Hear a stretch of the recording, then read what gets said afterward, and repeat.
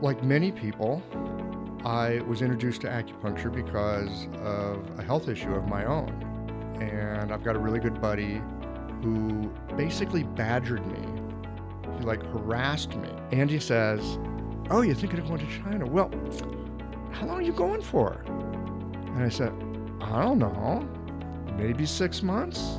And these acupuncturists and these students, seasoned acupuncturists, are writing in saying how much they like it. And if they like that, sometimes people that are more ginger people, they'll often be kind of pudgy and fluid-filled as well.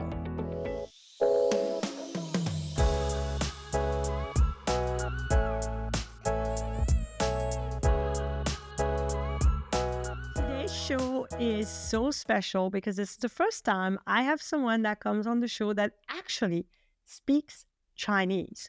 Michael Max, who is the podcaster of the whole TCM world for 7 years, Qiological. If you haven't listened to this podcast, oh my God, where have you been?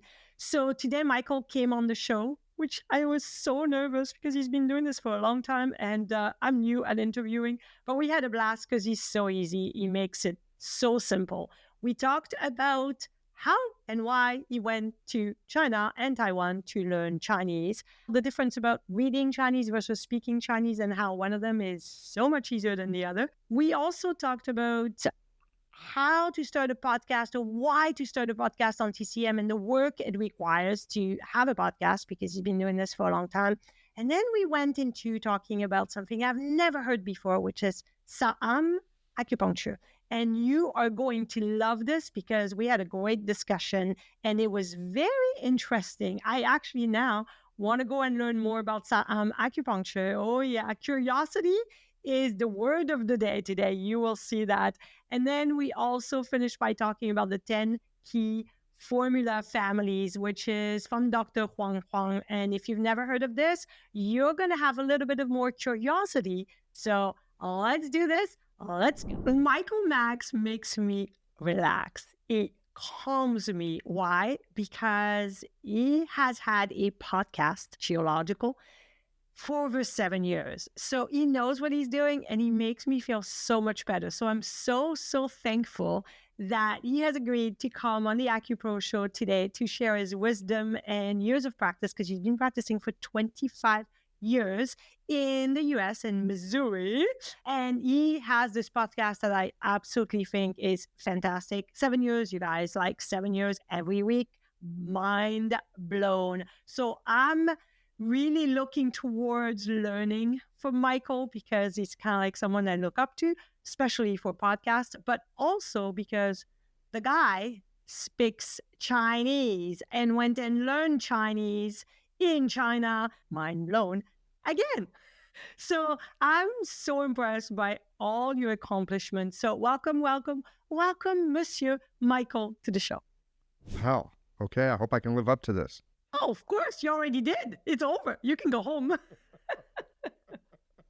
Thank you for having me. I, of course, love talking about Chinese medicine. That's pretty obvious. I do it every dang week. So I'm really happy to be here on the other side of the microphone. It's really nice to have somebody else drive. I've been on your podcast and I really enjoyed our conversation. I really liked it. And I'll have the links in the show notes below. So if you guys missed the episode, you can check it out because we had all that fun as well. My first question is, why did you get into TCM? And of course, like most of us, it was probably not your first career. So why did you jump in the TCM love bandwagon? Yeah, okay. I didn't jump in. I was phenomenally cautious. Like many people, I was introduced to acupuncture because of a health issue of my own. And I've got a really good buddy who basically badgered me. He harassed me to go get some acupuncture. I'm kind of an open-minded guy, but it's just weird. Acupuncture, just weird. And he insisted. And I finally thought, great, fine. Nothing else has worked. I'll go. This won't work. You'll shut up. We can get back to drinking beer. And I can tell you for sure that the acupuncture did nothing to help the problem that I had at that time. But what it did do is leave me in a state of like, what the hell was that? And eventually, the issue that I went in with changed. But before it changed, I found that I was sleeping better. I was digesting better. I was way less irritable. It was nice. And I liked it. I don't like needles, but I liked the experience. Because it helped me, I just started using it for my healthcare. If something was up, I'd go see an acupuncturist. And I did that for years. It was great. And so I just started thinking like, well, I wonder what else could I do? And somewhere in the back of my mind, I was thinking acupuncture. And that thought just wouldn't go away. And I don't know if I want to go back to school for one, and can I even make a damn living with it? But the thought didn't go away. I started reading some books. My first acupuncturist handed me a copy of the, of course, very famous Web That Has No Weaver. By the way, I'm going to do a quick shout out. I had Ted Kapchik on the podcast. So I read the book, and it made no sense to me whatsoever. It's like, wow, I have no idea how to think about this. But acupuncture was still an interest for me. Still just was knocking around in the back of my mind. And so I talked to my first acupuncturist about it. She says, look, go to one of the schools. You will know in 6 months if it's for you or not. And if it is, awesome. You got a new career. You're going to love it. And if it turns out that it's not for you, all you've done is learn a little bit more about something you're interested in. Either way, you can't lose. And I thought, she's right. That's right. And that's what happens. That's great advice. Yes, and in the end, you need that little push, but at the same time, you know the answer already. You just needed a little bit of reassurance and someone to tell you more, but you knew already in your gut that you were going to go and give it a try and see what happened, right? So I'm glad you did. I'm glad I did too.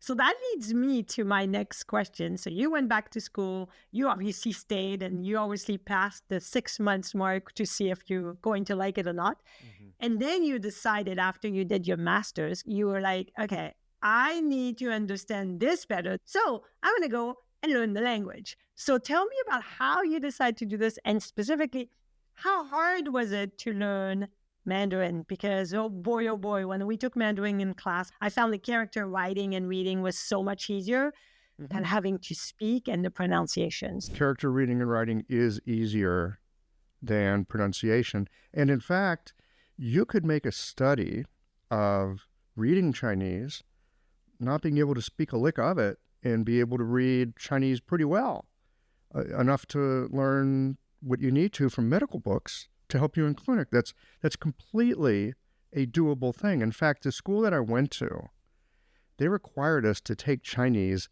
every single quarter of school, like from beginning to end. Y'all are going to learn to read some Chinese, which was terrifying for a guy from Missouri. I learned to read a little bit of medical Chinese when I was in school. By the time I graduated, I could kind of read a little bit with the help of a dictionary, a bit. But, it was a slog. It wasn't great. After a couple of years of practice, my wife at that time and we separated, divorced actually. But now I'm about to lose my house. I'm about to, end a relationship. And my thought was, wow, well, this is kind of an opportunity, isn't it? I could just light out for China for a couple of months and go study me some medicine. That might be a good idea. Good timing. I ran into Andy Ellis of Spring Wind at a conference, and I know that he knew Chinese, and I know that he had lived abroad and studied in China and in Taiwan. So I asked him, I'm like, Andy, I'm thinking of going to China to study. I know you've been there. Suggestions on where to go, who to study with. Andy says, oh, you're thinking of going to China? Well, how long are you going for? And I said, I don't know, maybe 6 months.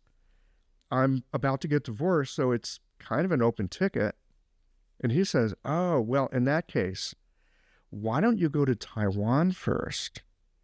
And you can study Mandarin for 6 or 9 months, and then head over to China and do Chinese medicine in Chinese.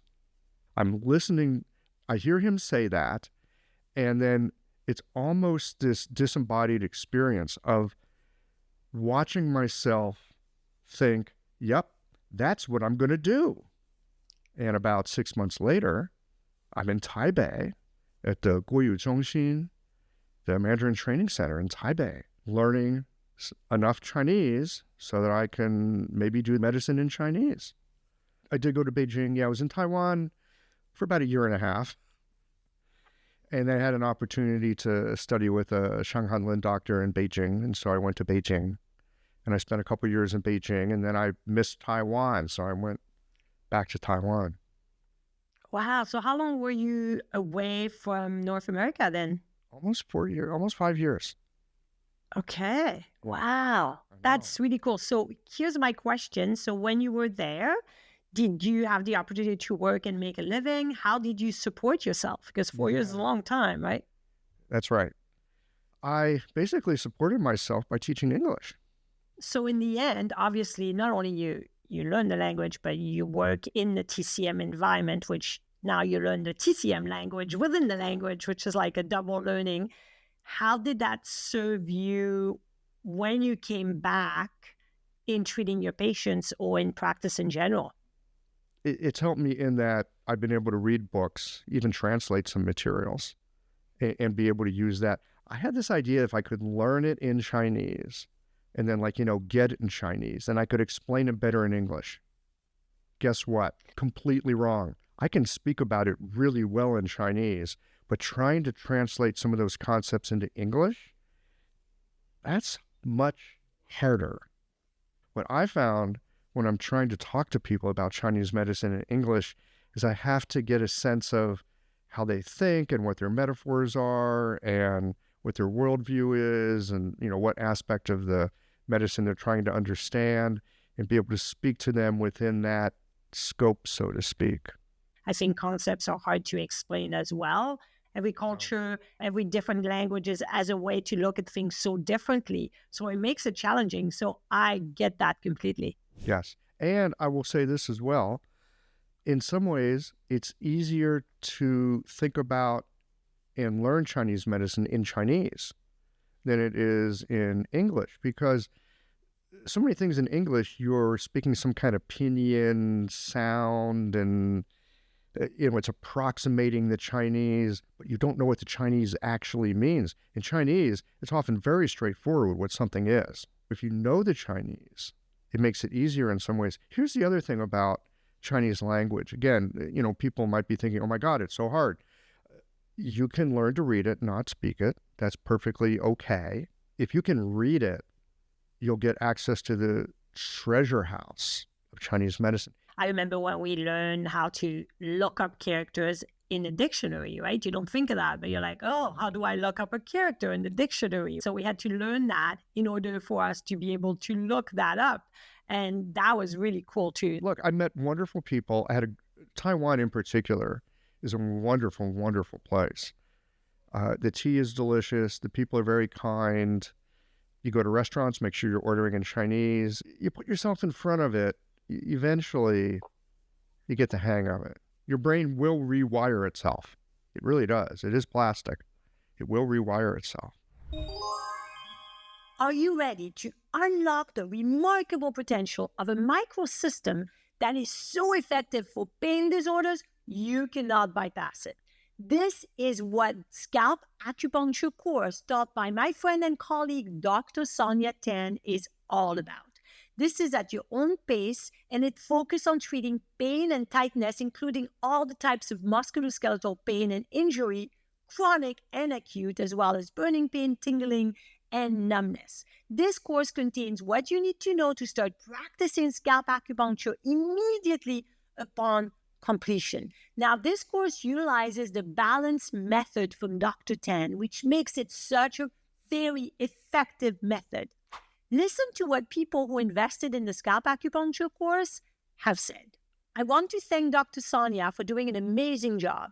By attending your course, I have learned the right technique to treat patients when it comes to balance method for acupuncture scalp. I have started to treat patients using the method and have received great feedbacks already. It has helped my patients' body discomfort feel better.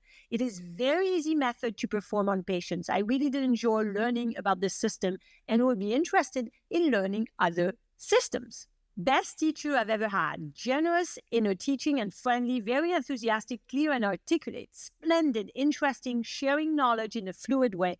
Very passionate teacher, animated. Sonia is alive. I love that. Definitely not a boring course, I can tell you that. You'll receive continuing education hours and a certificate after you pass a multiple choice quiz. You have access to the course forever, so you can watch it over and over at your own time because it's pre-recorded. You also have a 7-day money-back guarantee because I stand behind my product and I always make sure that the teachers that I bring on my platform are the quality of teachers that I so vet for you to benefit from. Don't miss out on the opportunity to revolutionize your practice using this very simple yet very effective method for pain disorders. Go to my website, acuproacademy.com, and click the TCM course tab on the menu bar, or check out the link in the show notes below and invest in the scalp acupuncture course today. You won't regret it. I'm glad you did this, and I think it's great that you're so curious and you go and you want to meet people and you're open to possibilities and ideas. And I think that's what makes your podcast, Qiological, really fascinatingly interesting, because you always have different guests and you have great conversation that can go in different directions. And so that's my next question. Why did you decide to do it? How much work does it take for you to be so consistent and obviously really great now after 7 years? But yeah, how much work and why did you want to do a podcast, and where do you see the podcast going? I went to one of these networking meetings. I rarely go to them. I don't like them, but it was in my neighborhood and I went to it. I met a guy there. This is in 2013. Podcasting is just barely starting to happen. I meet this guy and he says, I podcast and I teach people to podcast. So I'm having some conversation. I'm saying, hey, look, podcast, whatever. Help me understand this. I've got an acupuncture practice. I've got a website. I write for the website. I got great SEO because I write for the website every week. My phone rings all the time with people asking for an appointment. Why would I want to do a podcast? And he said, oh, it's very simple. The people that would listen to your podcast are not the same as the people that would read your website. Oh my goodness. I think this guy is right. What am I going to do with that? And again, the curiosity kind of kicks in and I'm thinking, I want to play with this podcasting thing. I don't know what I'm going to do with it. I don't need it for my business. I don't want to do it for my business. And so I'd been in Missouri at this point, maybe 4 or 5 years. And I missed my friends in Seattle because we used to just hang out and go for walks or drink tea or, whatever, and gab about Chinese medicine in a very Qiological way. And I didn't have that. And I thought, maybe I could do a podcast. I could invite my friends. We can jawbone about Chinese medicine. We'll do it in plain English. It can be like a public service, help people understand Chinese medicine podcast. Maybe they'll go find an acupuncturist if they need one. So it started out with that idea. Hang out with my friends, make it accessible to the general public, and maybe it'll help some people that way. Awesome. That's what started it. After a few months, I got emails from acupuncturists saying how much they loved it. And I'm really confused because it's very simple, basic stuff for the general public. And these acupuncturists and these students, seasoned acupuncturists, are writing in saying how much they like it. And if they like that, maybe they'd like a deeper dive. And that was the beginning of Qiological. You know why?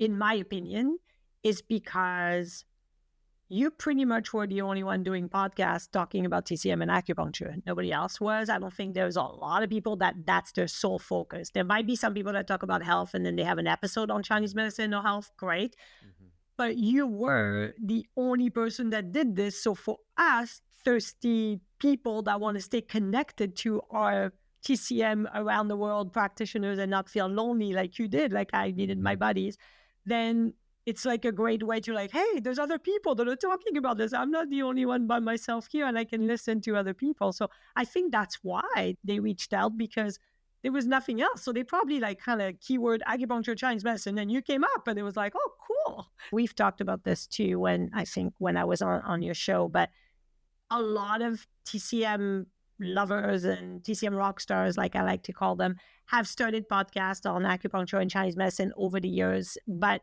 have never continued. You've been so consistent and you're still around 7 years later, which nobody else in our industry is still doing it. I haven't found it. I've looked. There's not many people that do this. I know Michelle Krasik does acupuncture marketing school. She was on the podcast as well. And she has been doing her podcast for quite a few years now, but not as long as you. So you're literally the OG of that. And you inspire us to continue to be part of this group of people that love to listen to podcasts and connect with other TCM people around the world. So I really appreciate that. So now tell me how much work it takes to do this, all this fun stuff, because obviously you did it for the fun and the connection, not for any other reason. So what did you get out of it and how much work do you put in? So a couple of things. For some reason, I have wanted to be persistent in this. And, you know, it's one of these things where like you do it long enough, then it's like, well, oh, there's kind of a streak going here. I want to keep that streak going. Little competitive nature thing. There's some of that. And then some of it is just a sense of responsibility to the listenership. Some years ago, I was really burnt out and I was just like, I just need a month away. I'm just going to close up the shop and just like put it away for a month because I'm toasted. And I was talking with a friend of mine who used to work in radio and telling her about this. And she goes, oh, no, you can't do that. You cannot close up shop. People are expecting you Tuesday morning. I'm expecting you. You got a whole bunch of people. You don't know who they are, but they're waiting for you on Tuesday morning. You can't close up shop. But here's what you can do. You can pick out 4 of your favorite episodes that maybe people haven't listened to, and you could do summer reruns. You just put those up, and then you can walk away. All right? The show can go on, but you don't have to be in it. And I thought, that's brilliant idea. And that is what I did. Not for 4 weeks. I did it for 6, actually. It was such a great idea. Summer reruns. I remember those when I was a kid. Yeah. So some of it is a sense of responsibility, and some of it is, it's also a business. So one of the great things about doing a very niche podcast like Qiological is you can get sponsorship. And that's actually that's primarily what powers the podcast. I also have memberships and I also have donations. And that's also very, very helpful. I mean, without the people that have memberships and donations, it would be a much harder lift. So it's also a business. It generates some revenue. And that's a big piece of what makes it possible. It is true. If you've done like 100 episodes, who has gone back to the number one? Not many people will listen to the episode number 1 from 100, right? So of course you could totally do that. It makes so much sense. So it's repurposing all this great content that so many people haven't even listened to yet. When I first started the podcast in January 2024, my thing was I have to have at least 8 episodes done, ready to go before I even start. That way I don't feel overwhelmed and I don't feel like, oh my gosh, I got to come with an episode for next week. What am I going to do? And I'm busy or I'm sick or something happened or, you know, we had to do something and we had to go away or we're on holiday. How am I going to do this? Everything has to be in place at least 8 weeks ahead. Then that way I can breathe and I don't have to worry and I can enjoy the whole process. Exactly. Yes, I think that's exactly it. You get that momentum going. And once you've got the momentum, now you've got some slack. If something comes up and you can't work on it this week, no big deal. You can put some extra work in later. Thank you for sharing the whole behind the scene, I guess, of Qiological. And again, we'll put the links in the show notes. You have to go and check out the show if you haven't yet. I listen to podcasts like when I'm commuting, driving, when I clean, when I cook. If I'm all alone in the house, there's always someone teaching me something in the background. Because now I know that's what you do, but you also have a practice. And one of the things I wanted to ask you, because I don't know much about it and I don't know many people who practice it, but you do SAAM Acupuncture, SAAM Acupuncture, which is Korean acupuncture. So can you explain how different it is from Chinese acupuncture? I would love for you to share with us. Great. I love talking about this. So I believe it's pronounced SAAM. I learned about SAAM in part because of the podcast. I met Toby Daly. SAAM is an interesting method. It's named after a monk, a Buddhist monk who, 400 years ago had a enlightenment of sorts. Basically, what came out of that was a sense of diagnosing, but beyond that, the SAAM acupuncture system organizes the organs, the yin-yang relationships, differently than we were taught in school. So in school, we learned about like lung and large intestine or yin-yang pairs, or we learned that lung and spleen are like arm and leg tie-in. We learned that kind of thing. We learned those sort of correspondences. The thing that's fascinating to me about SAAM is it, for example, will link the lung with the stomach, the spleen with the large intestine. So the spleen and the large intestine, because the spleen is all in charge of digestion, and every time we have loose stools, we're like, oh, spleen Qi deficiency, but really loose stools comes from the large intestine area. Both the lung and the stomach can Qi rebel, right? Like coughing and nausea and vomiting. So maybe it's an esophagus thing, but that's all I can correlate it with. There's other correspondences. For example, heart is linked not with the kidney, but with the urinary bladder. Now, the heart bladder is a really interesting correspondence because when you think about heart, you've got Shaoyin, which is fire. You've got heart, which is a fire organ. So that's like the hottest organ of the body. And then you look at the urinary bladder, it's Taiyang, that's corresponding with cold, the deep water of the north. And it is a water organ, so that's cold. So urinary bladder is the coldest organ system in the body. So you've got the ultimate hot of the body paired with the ultimate cold of the body. So I'm not going to get into all the pairs here, but suffice it to say that the SAAM system arranges the organs in a different way. It's a very powerful way of looking at physiology, the way the 5 phases work, and it's all integrated in there together. So number one, organ correspondences. They're different, they're powerful. They'll change how you think about things. And it's super helpful in the clinic. Now, the second thing is the needling it's very simple. I think all of us have heard about the 4-needle technique because we don't have the diagnostics that are behind it. The SAAM acupuncture diagnostics will help you use that 4-needle technique in extremely powerful ways. Spleen and large intestine, let's start with that because it's also as simple to understand as heart and urinary bladder. So spleen, tie-in. Tie-in is associated with dampness. Spleen, associated with dampness. The spleen is the dampest organ in the body. If you need to bring some moisture into the system, tonify the spleen. Tonify the spleen meaning make more dampness. Now, in TCM, when we say tonify the spleen, this is the difference between SAAM and TCM. When we say tonify the spleen in TCM, we're actually saying dry the spleen. When you think about any points that you would use, when you think about any herbs that you would use to TCM, tonify the spleen, you're actually drying the spleen. Essentially, you're tonifying the large intestine to take the dampness out of the spleen. Large intestine is yang ming. A healthy yang ming is dry, and it's cool. You can't really get more dry than the large intestine organ because it's metal and it's yang ming. Metal is dry, yang ming is dry. Spleen is tie-in, it's damp. You have ultimate damp counterbalanced with ultimate dry. With the lung in particular, you'll often see people that are they're overweight. They often carry some extra weight. That's a sign of dampness. They'll be damp on the inside, but they'll have really dry skin.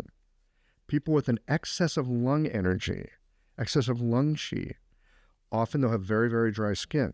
The stomach types they're dry on the inside and wet on the outside. That means there'll be skinny people with like greasy skin. You'll often see this constitutionally.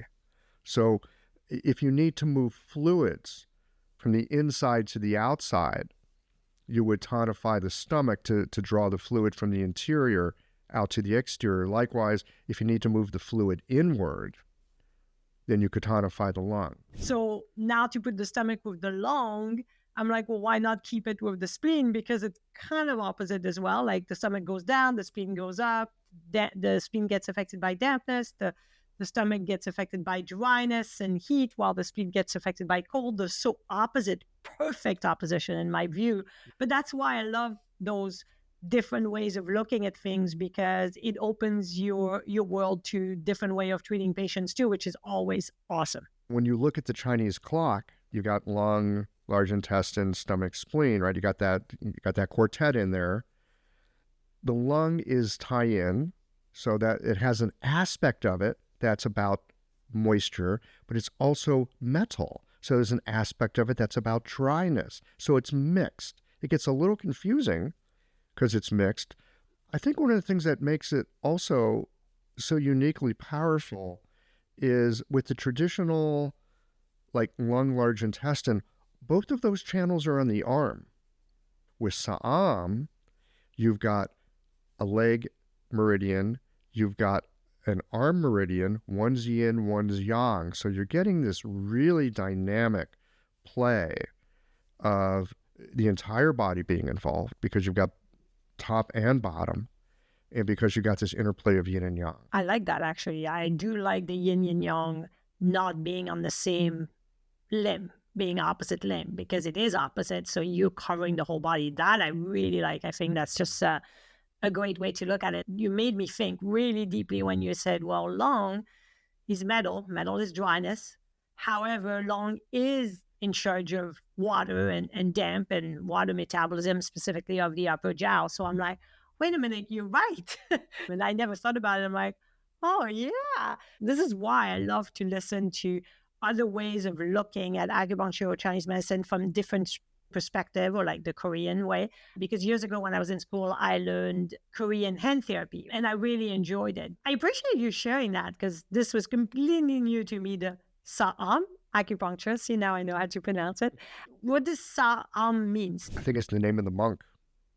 Oh, that was his name. Okay, that was the name of the monk. Yeah. And then I had one more question. Can you explain a little bit what is the 10 key formula families?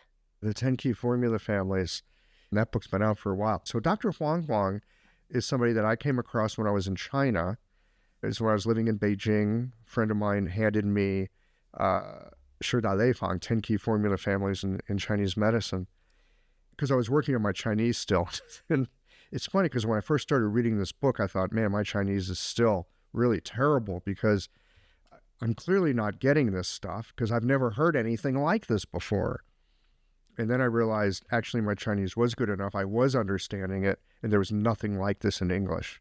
So Dr. Huang, who is a teacher and a practitioner in Nanjing, he came up with this idea, and he got some of it from his time in living in Japan. He looks at different herbs and formulas, herbs in particular, as having a kind of, I want to say personality. Personality may not, that doesn't quite cover it, but it's a piece of it. But in essence, there are different herbs that match different people. For example, when you think of guizhi, as in guizhi tang, we know that it's this herb that helps with stabilizing the exterior. And so guizhi kinds of people, they're often kind of thin, they'll often have delicate skin, they often have moist skin because they sweat easily. They are extremely sensitive to drafts. You can always tell a guizhi person when they walk in your office because it's middle of summer and they've got a scarf on because the air conditioning bothers them. So the idea behind 10 key formula families is to understand that there are certain people that resonate with a particular herb, and it's generally a good place to start with them.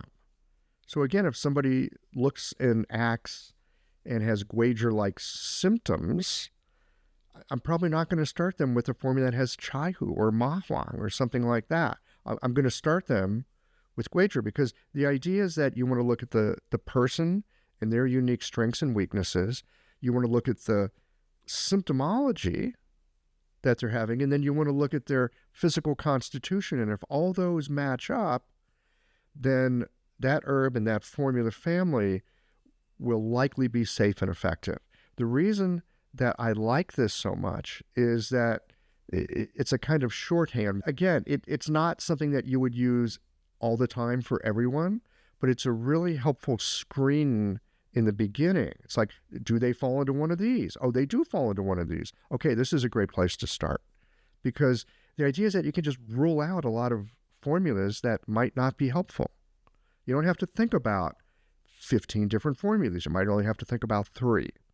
It's interesting because when you look at food, walnuts look like a brain, so they're great for your brain. Different food are great for different area because the way they look.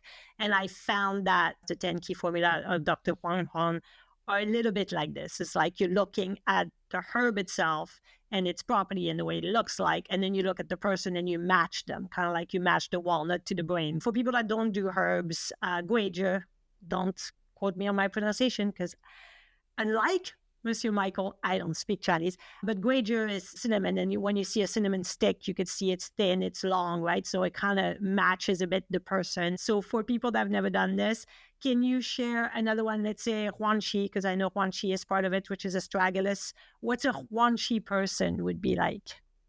Yeah, so Huangqi people, they tend to be really fluid-filled, and Huangqi helps with the fluid metabolism.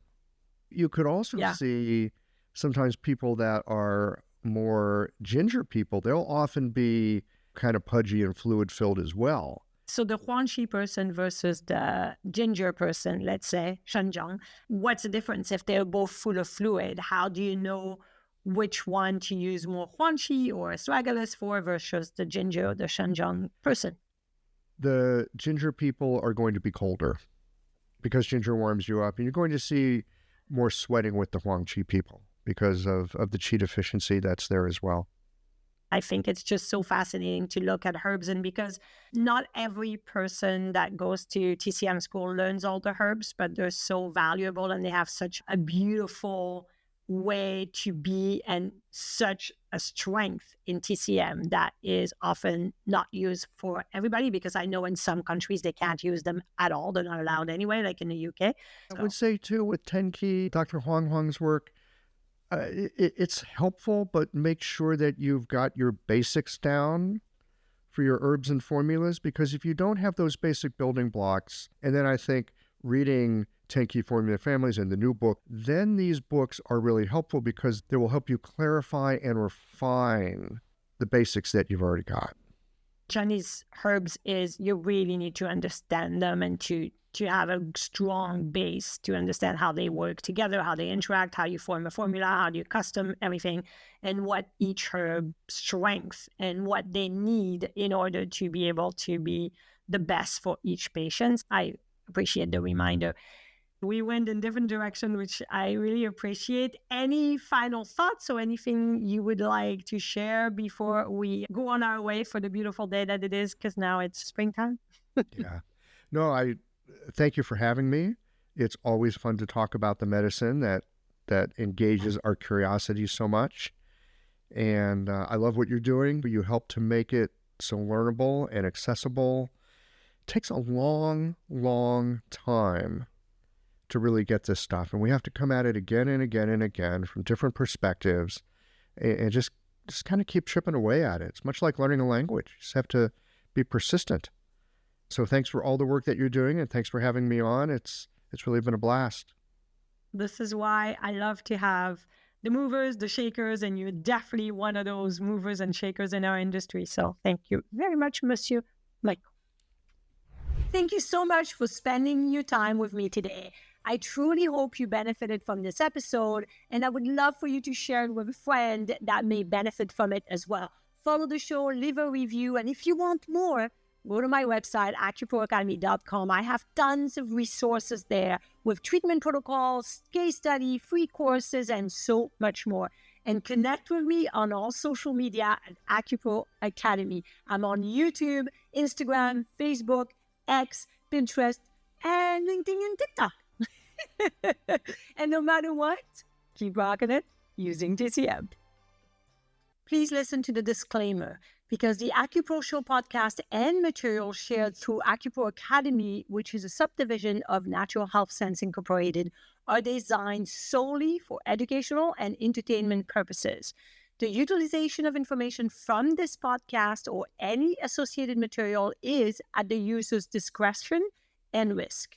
This content is not meant to replace the guidance of an acupuncturist, Chinese medicine doctor, medical doctor, physician, or any qualified professional, nor is it a substitute for proper diagnosis or treatment.